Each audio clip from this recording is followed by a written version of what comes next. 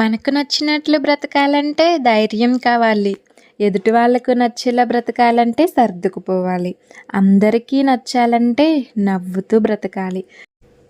మనకు నచ్చినట్టే బ్రతకాలనుకుంటూ బ్రతుకుతున్నాం అనే భ్రమలో అందరికీ నచ్చేలా బ్రతికేస్తున్నాం. ఇదే జీవిత సత్యం. ఏమంటారు? నిజమా కాదా? నాకెందుకో ఇది నిజమే అనిపిస్తుందండి బాబు. నిజమే కాదా అనేది కూడా మీరు కామెంట్ చేసేయండి. సర్లే కానీ ఇదొచ్చేసి ఈవినింగ్ వ్లాగ్ అండి. ఈవినింగ్ అయితే ఇక్కడ నేను పిల్లల్ని స్కూల్ నుంచి తీసుకొచ్చేసాను. ఇంక ఈరోజైతే పునుగులు చేద్దామని చేస్తున్నానండి. ఇదొచ్చేసి దోసపిండి అనమాట. ఈ దోసపిండిలో ఉల్లిపాయలు, పచ్చిమిరపకాయలు, కొత్తిమీర, కరివేపాకు, ఉప్పు ఇవన్నీ వేసి మొత్తం ఒకసారి అయితే కలిపేస్తున్నాను.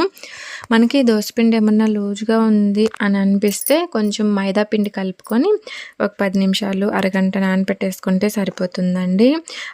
కొంచెం మైదా పిండి కలుపుకోవటం వల్ల కూడా పునుగులు అనేవి చక్కగా రౌండ్గా వస్తాయి. అలాగే మనకి తినడానికి కూడా బాగుంటాయి అనమాట. అంత ఇబ్బంది ఏమి ఉండదు. గోధుమ పిండి లేదా మైదా పిండి కలుపుకొని చేసుకోవచ్చు. నాకు తెలిసి గోధుమ పిండి కంటే కూడా మైదా పిండి కలుపుకుంటే చక్కగా వస్తాయండి పునుగులు అనేవి. నేనైతే మైదా పిండి ఏం కలపలేదు. నాకు కరెక్ట్గా సరిపోయింది. పునుగులు వేయటానికి చక్కగా వస్తాయి అని అయితే అనిపించింది అనమాట ఆ పిండి. అందుకని ఇంకా అలానే కలిపేసి పక్కన పెట్టేసి స్టవ్ మీద బాండి పెట్టుకుని ఆయిల్ తీసుకున్నానండి. అలాగే పల్లీలు కూడా వేయించుకున్నాను అనమాట. ఇక్కడ వచ్చేసి పల్లీ చట్నీ కూడా చేసేసానండి. పల్లీ చట్నీ చేసి పక్కనైతే పెట్టేశాను. ఇంక ఇప్పుడు ఈలోపు నేను చట్నీ చేసేలోపు ఆయిల్ అయితే వేడైందనమాట. ఇంక అందుకని ముందుగా కలిపి పెట్టుకున్న పునుగుల పిండి ఉంది కదా, అదైతే తీసుకొని ఇక్కడ కొంచెం కొంచెం పునుగులాగా అయితే వేస్తున్నానండి. నేను వచ్చేసి ఇక్కడ ఈ పిండిలో నేను సోడా ఉప్పు అయితే ఏమి వేయలేదండి. సోడా ఉప్పు అయితే అసలు వేయొద్దు, ఎందుకంటే ఆయిల్ ఎక్కువ పీల్చుకుంటుంది. మనం ఇట్లా దోసపిండితో పునుగులు చేసుకునేటప్పుడు సోడా ఉప్పు వేయకపోయినా చక్కగానే పొంగుతాయి, బాగా వస్తుంది. ఎందుకంటే పిండి కొంచెం లూజుగా ఉంటుంది కదా, అందువల్ల మనకి బాగానే వస్తాయి అన్నమాట పునుగులు అనేవి. నేనైతే ఇక్కడ సోడా ఉప్పు ఏమి వేయలేదండి. ఇంకా సోడా ఉప్పు వేసామంటే అసలు తినలేమన్నమాట, మొత్తం ఆయిలే పీల్చుకుంటుంది. అందుకని ఏమి వేయొద్దు. వేయకుండా ఇలా పునుగులు చేసుకుంటేనే చక్కగా ఉంటుందండి. మినప్పునుగులు అయితే చాలా బాగుంటాయండి. ఎక్కువ శాతం ఇక్కడ వచ్చేసి మైదా పిండితోటి పునుగులు చేస్తూ ఉంటారు కదా, మినప్పునుగులు కూడా చాలా బాగుంటాయి అన్నమాట. మినపప్పు బియ్యం సమానంగా నానబెట్టుకొని రుబ్బుకొని పునుగులు చేసుకున్నామంటే సూపర్ టేస్ట్ ఉంటాయి.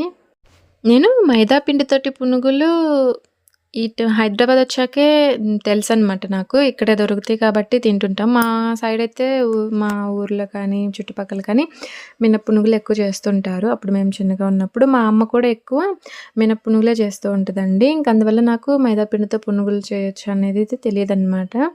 ఇక ఇప్పుడైతే చేస్తున్నానులేండి, అన్నీ వచ్చేస్తాయి అనమాట. అంటే నేను చిన్నగా ఉన్నప్పుడు పెళ్లి కాకముందు పెద్దగా ఏం తెలియదన్నమాట. ఇంకెక్కువ మినప్పునుగులే చేస్తూ ఉంటుంది అమ్మ. వీటి గురించి తెలుసు. టేస్ట్ కూడా చాలా బాగుంటాయండి. నాకు పునుగుల్లో వచ్చేసి మినప్పునుగులు ఒకటే తెలుసు అనమాట. ఇంకా ఇట్లా మైదా పిండితోటి, గోధుమ పిండితోటి, అలాగే కొంతమంది బియ్యం పిండితో కూడా చేస్తారు కదా మినపప్పు వేయకుండా. ఇట్లా ఇవన్నీ ఈ మధ్య నేర్చుకున్నాను అనమాట. అంటే నా చేతికి ఫోన్ వచ్చాక యూట్యూబ్లో అన్నీ చూస్తుంటాను కదా, అందులో చూసి కొత్త రకాలుగా ఎలా ట్రై చేయాలి ఏంటనేది ట్రై చేస్తూ ఉంటానన్నమాట. నేను ఏదైనా ఒక కొత్త రెసిపీ చూసానంటే ఖచ్చితంగా ట్రై చేస్తానండి. అంత ఇంట్రెస్ట్ అనమాట వంటలు చేయటంలో. ట్రై చేస్తాను, అలాగని కుదురుతాయి కూడా, చక్కగానే ఉంటుంది టేస్ట్ కూడా. ఇప్పటి వరకు నేను చేసిన వాటిల్లో చాలా తక్కువేనండి ఏదైనా కొత్తగా ట్రై చేయాలని చేసి. తినాతి కాకుండా చెడిపోయిన వంటల్లో అయితే చాలా తక్కువ అనమాట.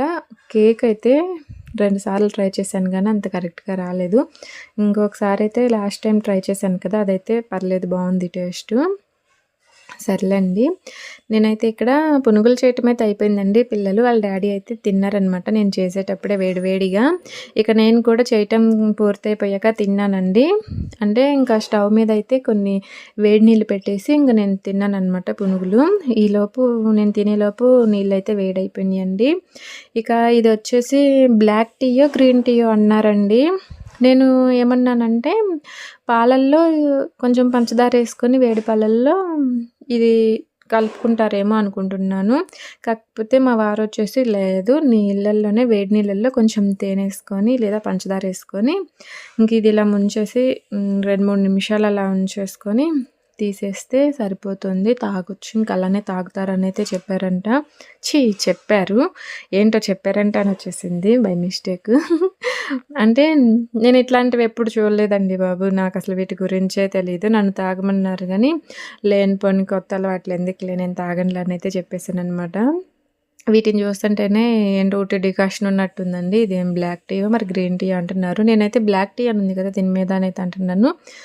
మా వారైతే ఏదో ఒకటి ఇచ్చేసాయి, నేను తాగుతాను, అవి చల్లారిందాక అట్లానే చేసేటట్టున్నావని అయితే అన్నారనమాట. సర్లేని నేనైతే ఇచ్చేసాను. ఇక మా వారికి టీ అయితే ఇచ్చేసానండి. ఇచ్చేసి ఇంకా నేనైతే మార్కెట్కి వచ్చేసాను అనమాట. మార్కెట్కి రాగానే ఇక్కడ రాఖీలు అయితే ఉన్నాయండి. ఇక రాఖీ పండుగ వస్తుంది కదా, అన్నీ ఇక్కడ పెట్టేశారనమాట. ఇంకా మా ఫ్రెండ్ అయితే తీసుకుంటుంది. ఇక అవైతే చూస్తున్నాము. వాళ్ళ పిల్లలు అయితే చూడండి, ఇది ఇవైతే బాగున్నాయి కదా అని వీటిని చూస్తున్నారు. ఇవి కావాలంటున్నారు. అవి ఆడుకునేవి కాదు కదా రాఖీలు, చేతికి కట్టుకునేవని చెప్పేసి ఇంకా తీసుకోలేదన్నమాట. ఇక్కడ వచ్చేసి ఇవి ఫస్ట్ ఇవైతే కడతారంటండి. ఇవి ఏదో అన్నారండి, ఈ రాఖీ పేరు కూడా పువ్వు రాఖీయో ఏదో అన్నారనమాట. నాకు పెద్దగా ఐడియా లేదు, రావట్లేదు. అవి ఫస్ట్ కట్టి తర్వాత రాఖీ కడతారంటండి. మాకైతే అట్లా ఏం లేదు, మేమైతే నార్మల్గా రాఖీ ఒకటే కట్టేస్తాము.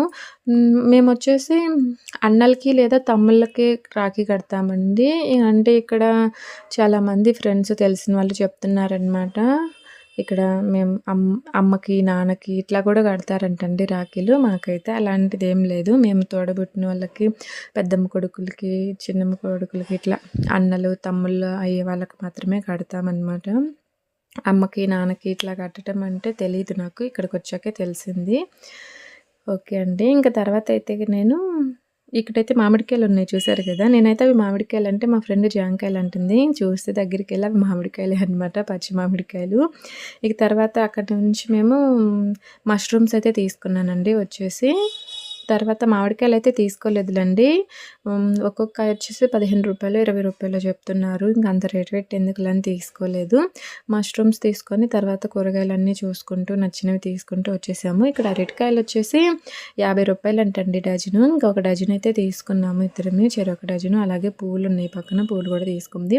ఇవి వచ్చేసి పావే 60 రూపాయలు అంటండి. అల్లం వెల్లుల్లి, ఇంకా అల్లం వెల్లుల్లి రెండు కలిపి ఒక పావు అయితే తీసుకున్నాము. తర్వాత ఇక్కడ వచ్చేసి పాప్కార్న్ అయితే తీసుకొని ఇంటికైతే బయలుదేరామండి.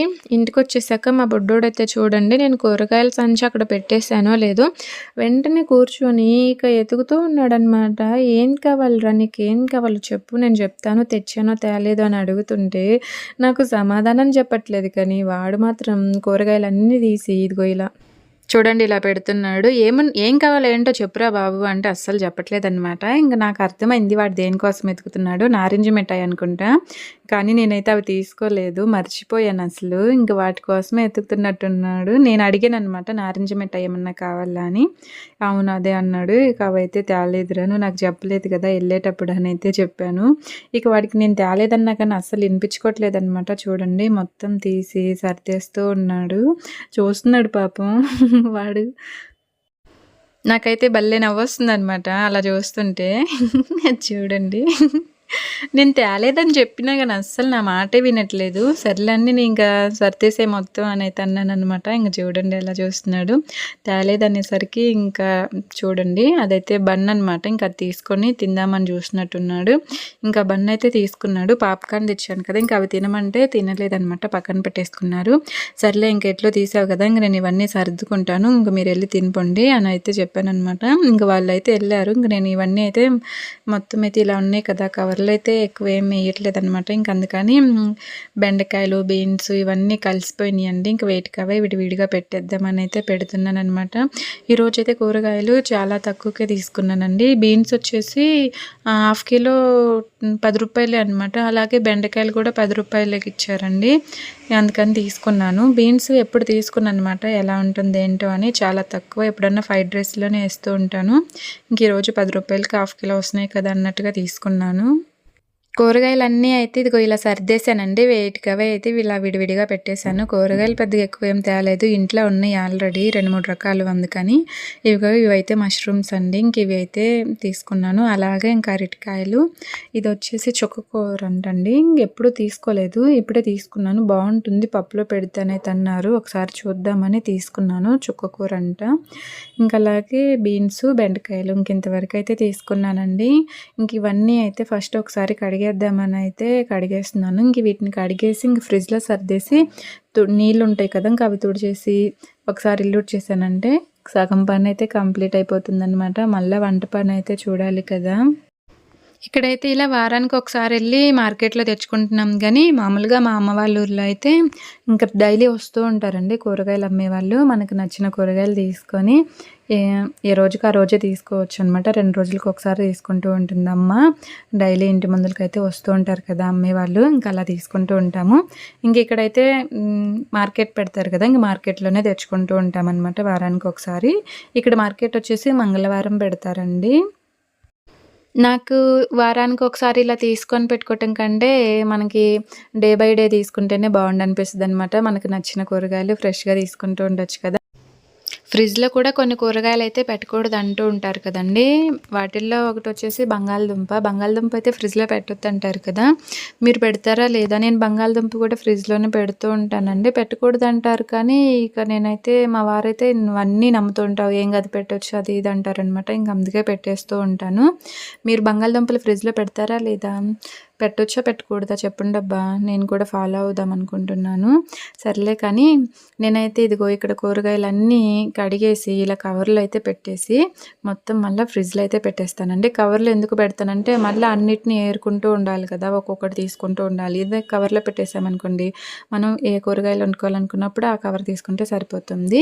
ఈ వీడియో మీకు ఎలా అనిపించిందో చెప్పండి. నచ్చితే లైక్ చేయండి, షేర్ చేయండి, సబ్స్క్రైబ్ చేసుకోండి.